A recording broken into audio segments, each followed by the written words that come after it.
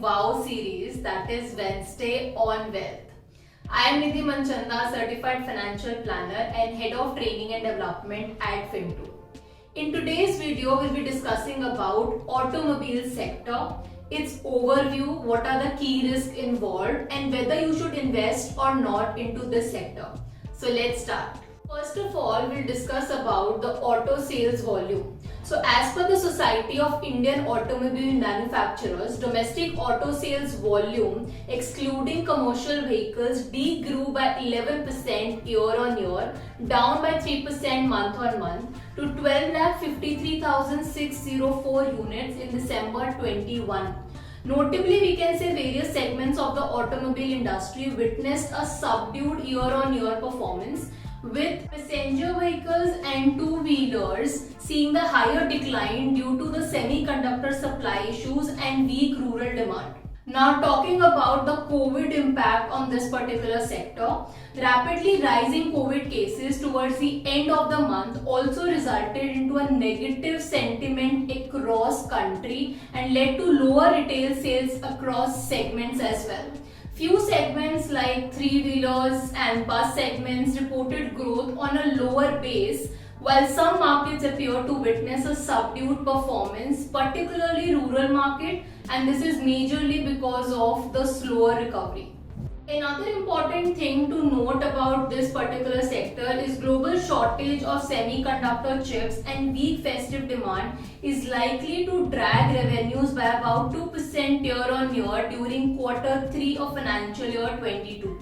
Most auto ancillary companies will do well relatively as compared to OEMs due to revenue diversification and export business. Now let us understand what are the major key risks in automobile sector. Now the first one is the fear of new variant, that is Omicron, in the third wave of COVID-19, and it definitely remains a potential concern. Second concern, if we talk about, remains on the supply side due to chip shortage, which is expected to improve gradually going forward and normalize by the financial year 23. But in case the chip shortage situation aggravates, our volume estimates would get impacted adversely. So these are the two major concerns.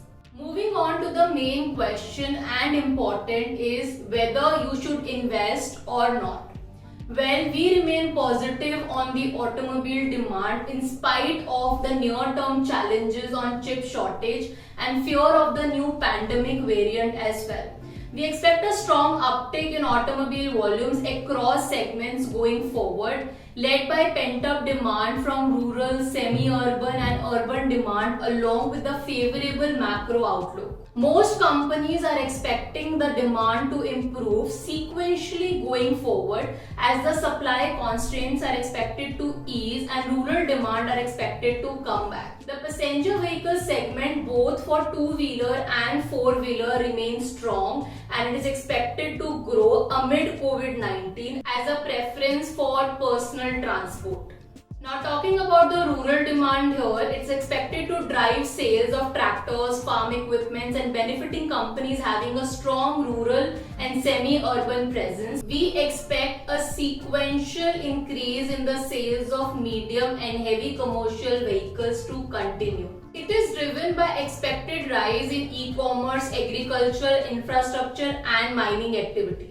Another important point to note here is that we expect two-wheeler segment to bounce back in the domestic as well as the exports in financial year 23. Post a sharp correction in stock prices of two-wheeler shares, the valuation are at comfortable levels and risk and reward is favorable. This would give a strong outperformance going forward.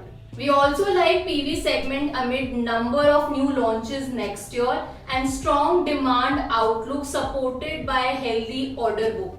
Moving on to our recommendations and our top picks from the automobile sector. So these are Maruti, Hero Moto, Tata Motors, M&M, Ashok Leyland, even Sundaram Fasteners, Bosch in the auto ancillary space.